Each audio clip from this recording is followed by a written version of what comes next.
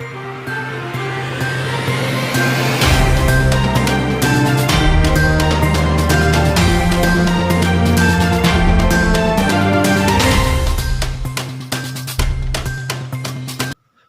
के पूर्व मुख्यमंत्री समाजवादी पार्टी के श्री अखिलेश यादव ने आजमगढ़ में कहा, समर्थन मूल्य मांगने पर किसानों को भेजा जा रहा जेल, कर रहे उत्पीड़न, एंटी कोरोना वैक्सीन नहीं लगाना चाहती सरकार, झूठ बोल पूर्वांचल एक्सप्रेस वे का पीएम से कराया शिलान्यास, 2022 चुनाव में छोटे पार्टियों से करेंगे गठबंधन।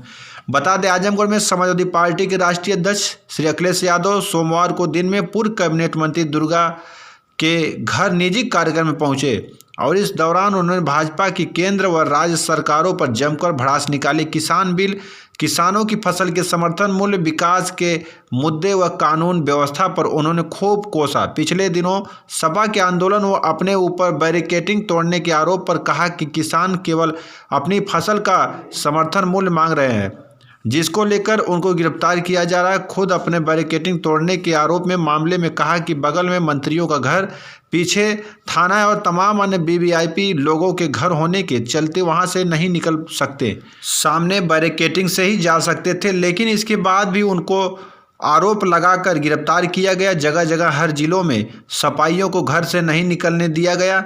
आधी रात को भोर में गिरफ्तार कर लिया गया। किसान केवल समर्थन मूल्य मांग रहे हैं। ऑनलाइन पर्ची के मुद्दे पर भी उन्होंने घेरा और कहा कि किस किसान के घर पर छाई है वह जरा बताएं हमें। सपा किसानों का पूरा समर्थन कर रही है, इस कारण उत्पीड़न किया जा रहा। हालांकि इस दौरान उन्होंने चुटकी ली कि बीजेपी सरकार के किसान कौन है, तो उस दौरान पब्लिक से आवाज़ आई अडानी और अंबानी, जिस पर अखिलेश ने कहा कि वह अपने मुंह से नहीं बोलना चाहते थे, जिसको लोगों ने बोल दिया। अखिलेश लगातार बीजेपी पर हमलावर रहे। उन्होंने कहा कि सपा हमेशा किसानों की पार्टी रही, इसलिए किसानों के आंदोलन में उनके साथ खड़ी है और आगे भी खड़ी रहेगी। वहीं कोविड-19 की रोकथाम को लेकर वैक्सीन के मैनेजमेंट पर भी उन्होंने केंद्र सरकार को आड़े हाथ लिया। कहा, तमाम देशों में पूरी तैयारियां कर ली गई, लेकिन यहां पर अभी कुछ नई तैयारी की गई, केवल हवाई बातें बनाई जा रही है। वैक्सीन को लेकर भ्रम की स्थिति है। बीजेपी खुद गाइडलाइन का पालन नहीं कर रही है।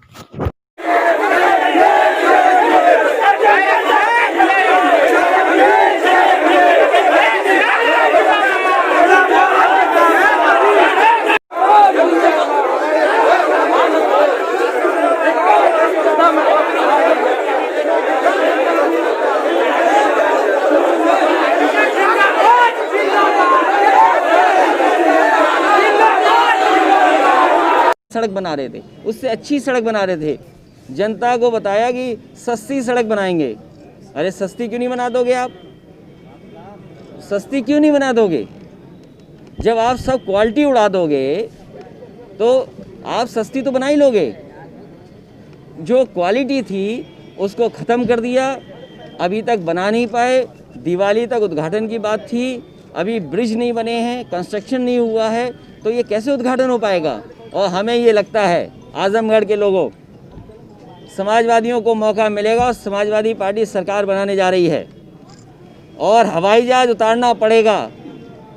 जैसे हमने वहाँ उतारा था हवाई जहाज़, याद कीजिए, एक्सप्रेसवे पर मिराज, सुकोई और हरकुलस।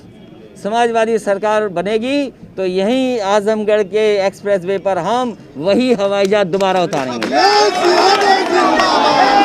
सारे मंडियाँ बननी थी, बड़ी बड़ी मंडी बननी थी। सुल्तानपुर में मंडी बननी थी, आपकी आजमगढ़ में मंडी बननी थी, गाजीपुर में मंडी बननी थी। और तो ये मंडियाँ क्यों नहीं बना रहे? ये जो शादी के लिए मुबारकपुर में साड़ियाँ सब इस्तेमाल करते हैं, बताओ, इतनी बड़ी साड़ी भवन बनाया था, वो ख़त्म कर दिया। तो ये सरकार वो है जो काम रोकने वाली है, विकास रोकने वाली है, ये खुशहाली और तरक्की नहीं चाहती है। और मुझे भरोसा है अपने नए नौजवानों पर, ये सब समझ रहे हैं। आज ये हर प्लेटफॉर्म पे हैं, सोशल मीडिया के हर प्लेटफॉर्म पे ये लोग हैं, इनको सब जानकारी है।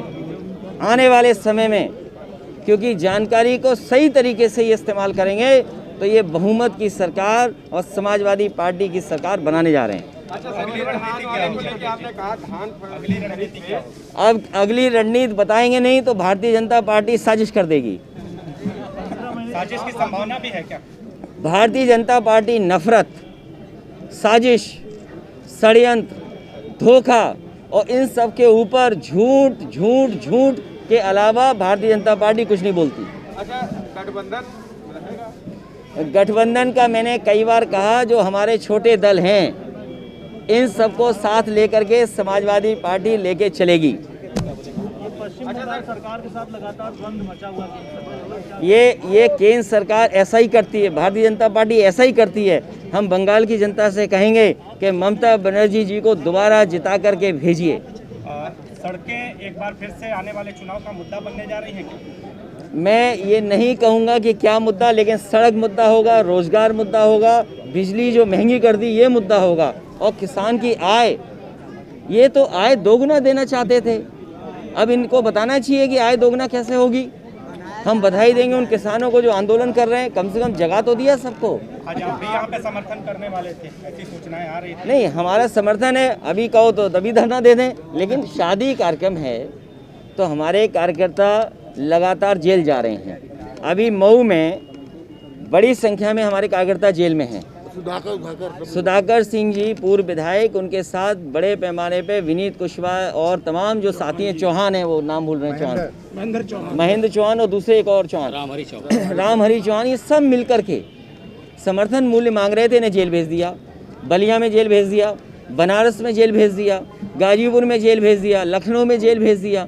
ये सरकार बताए कि अगर हम समर्थन मूल्य मांग रहे हैं, लोकतंत्र में अपनी बात रखना चाहते हैं, ये घरों में पुलिस पहुंचा देते हैं। कोई नेता बता दो जिसके घर पुलिस ना गई हो या घर से ना निकलने दे रहे हो। जब हमारे घर में बाईं तरफ दाईं तरफ 3-3 बैरिकेडिंग कर दी, हम कहाँ जाते? पीछे मुख्यमंत्री रहते हैं, बाईं तरफ थाना है, दाईं तरफ मंत्री रहते हैं, बताओ हम कहाँ जाते? तो मजबूरी में बैरिकेडिंग तोड़नी पड़ी। बताओ, अगर मुख्यमंत्री पीछे रहते हों, हम पीछे कूद नहीं सकते? बाईं तरफ थाना है, नहीं जा सकते? दाईं तरफ मंत्री लोग हैं, नहीं जा सकते? सामने बैरिकेडिंग है, तो क्या करेंगे हम? किसानों से क्या आह्वान है? किसानों से आह्वान है, ये सब किसान के बेटे हैं, ये जितने खड़े हैं, और हम सब लोग किसान हैं। और किसान भाइयों से हम कहेंगे, भारतीय जनता पार्टी ने ऐसा कानून लाया है कि इससे हमारी खेती बर्बादी हो जाएगी और कुछ लोगों के हाथ में सब कुछ चला जाएगा। जब कुछ लोगों के हाथ में सब कुछ होगा तो बाज़ार को कंट्रोल करेंगे। हमारे किसान को बाज़ार में नहीं छोड़ना चाहिए। कोई ऐसी जगह जरूर हो जहां उन्हें समर्थन मूल्य मिल सके और आय का दोगुना वाला समर्थन मूल्य दें।